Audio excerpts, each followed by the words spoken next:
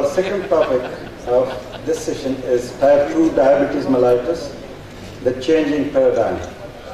When we were young, we have limited options of glibenclamide, metformin, some bovine insulin, then the NPH insulin, then the Humulin 70/30, and now there are a lot of drugs, the ultra-short insulin, the ultra-long insulin, and so many others. And there some are injected and some are given by the pump. So to talk about this, we have here Dr. Subia Sadwadi. Assalamu alaikum and good evening. First of all, a special thanks to Professor Ashar Javed, Chairman of the Scientific Committee, who gave me this opportunity to join you for this meeting tonight.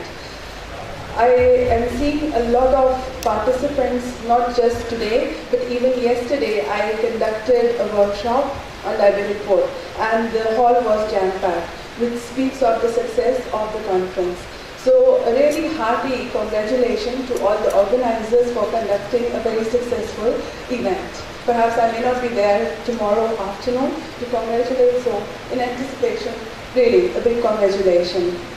Thirdly, I'm standing in front of quite a few of my teachers, so I hope I do justice to the topic I'm presenting. Otherwise, I would beg your pardon. Coming to my topic, diabetes, the changing paradigm, I took the liberty of touching both aspects of diabetes, that is type 1 and type 2 in my presentation. I won't be giving you the hard facts from the textbook, but I thought I should be talking more in context of what is happening in Pakistan. So I will briefly just touch base on the history of diabetes. Then, what is the magnitude of problem that we are facing today in terms of the statistics of diabetes and its complications, and the challenges and goals in the management of diabetes per se. And then the second half of my presentation, the technology update, the new drug therapy and drugs in pipeline, I would be rather focusing more on the second half of my talk.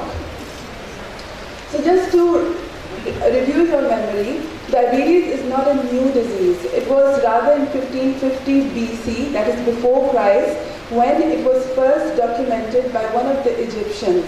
And according to him, it was passing off too much of urine. Later on, it was again reconfirmed by a 2nd century Greek physician who also mentioned that in diabetes-like condition or whatever medical disorder he thought at that time was, to go to washroom quite frequently, that is to have urinary frequency.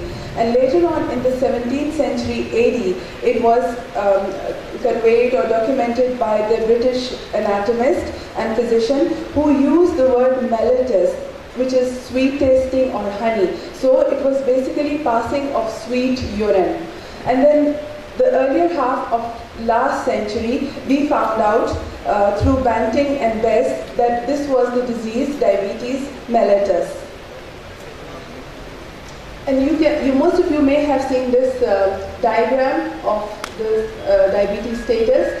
You could appreciate that, almost the entire globe is affected by diabetes. So it has a status of a pandemic, not just a non-communicable disease.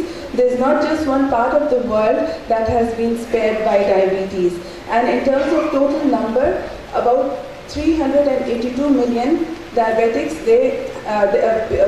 382 million of people, they are affected by diabetes till now.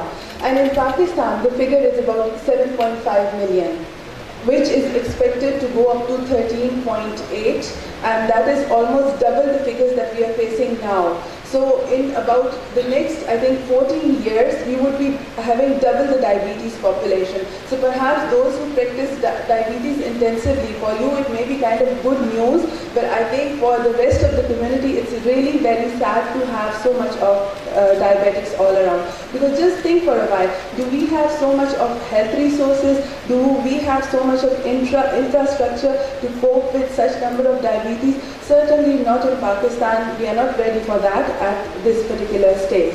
And then type-wise, it's not just the disease itself. You know the nature of disease, it's pretty progressive. And with the number of uncontrolled diabetics we have, it leads to quite a great number of renal failures. It leads to blindness as well. And it is the second common cause of blindness after glaucoma. And likewise, the non-traumatic amputations in adults because of diabetic foot sequelae are pretty common. And then likewise, it's the major cause of cerebrovascular and cardiovascular disease all over the world. And about 80% or more than 80% of deaths all over the world in the low and the middle income countries, they are related to diabetes.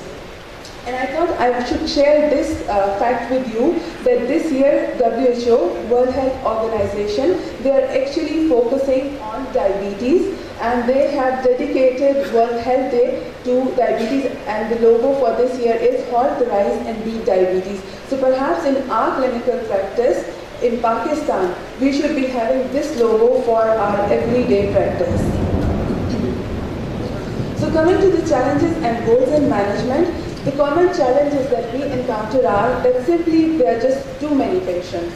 I normally have an OPD of about 350 on my average day.